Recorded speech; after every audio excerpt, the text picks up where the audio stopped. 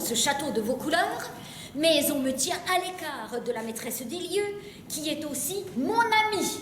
Non seulement vous n'êtes pas recluse... Ah bon? Alors comment qualifiez-vous le fait que j'étais contrainte de quitter notre gentilhommière pour gagner ce château? Château que je fréquente d'ordinaire par agrément, mais que je vais commencer à prendre en horreur si on me prive de ma liberté une minute de plus. 15 jours.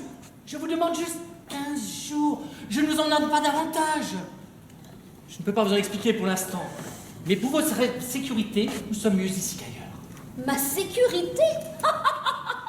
Mes chers amis, vous êtes chevalier, censé veiller sur moi en toutes circonstances. Oui, justement. En tant qu'intendant du sieur de vos couleurs, j'administre ses biens, ses terres, pendant que lui s'occupe des questions militaires. Eh bien, ravi d'apprendre que je fais partie des biens du sieur de vos couleurs et qu'à ce titre, vous m'administrez. Mais non, c'est pas ce que j'ai voulu dire. Mais une surveillance plus étroite des affaires de la seigneurie me pousse à être très occupé. Et croyez-moi, nous sommes mieux ici que chez nous. Et ce n'est qu'une histoire de 15 jours. 15 jours! Alors expliquez-moi pourquoi on me prive de la compagnie charmante de ma meilleure amie, madame de vos couleurs. Oh, ce serait trop long à vous expliquer. Oui, ou alors c'est que je ne pourrais pas comprendre. Non, c'est pas ce que j'ai voulu dire, mais il y a des enjeux qui nous dépassent et... Oui, c'est bien ce que je disais. 15 jours! 15 jours! Je vous demande juste un peu de patience. Oui, quoi encore? Bonjour, noble dame. Pourrais-je voir le chevalier d'Ours? Vous aussi, il vous administre, comme tous les biens du sieur de vos couleurs. Je comprends pas, madame. Oui, ce n'est rien, car au point j'en suis. C'est juste que je dois me mettre sous l'autorité du chevalier d'Ours. Oui, vous aussi. Eh bien, très cher, arpentez le domaine. Vous le trouverez bien dans quelque écurie, quelque moulin ou quelque dépendance qu'il doit administrer. Eh bien, voici que les bâtards ont plus de droits que moi, ici, dans cette bâtisse. Elles vont et elles viennent à leur guise, alors que moi, légitime et bien née, n'ai qu'à attendre et à me taire. Ma chère fille, tu ne pouvais avoir meilleure protection que celle du chevalier d'Ours. Alors, ma fille, qu'as-tu appris durant ces quelques jours?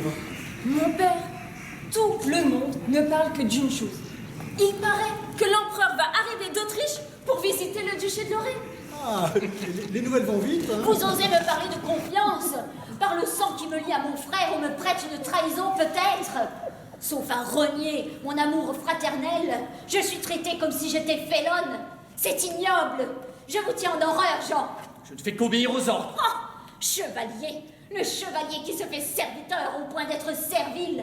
C'est votre obéissance qui sonne comme un aveu. Disparaissez. Pas plus tard que ce soir, je lui rendrai visite. Ce serait judicieux, ma fille, et pas seulement pour vous enquérir de sa santé. Enfin, mon frère, vous semblez me connaître alors que moi, je ne vous connais point. Oh, qu'est-ce que vous croyez? Tout le monde ici connaît votre lignée. Tenez, à Toul, d'où je viens, les gens rient dans votre dos. Ils rient de la bâtarde du duc Ferry. Mais monsieur, je ne vous permets pas. Mademoiselle, vous perdrez de votre insolence lorsque je vous aurai rappelé que de tous les péchés commis par votre père, certains l'avaient conduit à être excommunié. Oui, mais ces sentences ont depuis toutes été levées. D'extrême justesse, votre fanfaron père s'en est toujours tiré, il est vrai. Mais dites-lui bien que s'il persiste à déplaire au Saint-Siège, les sacrements lui seront de nouveau refusés.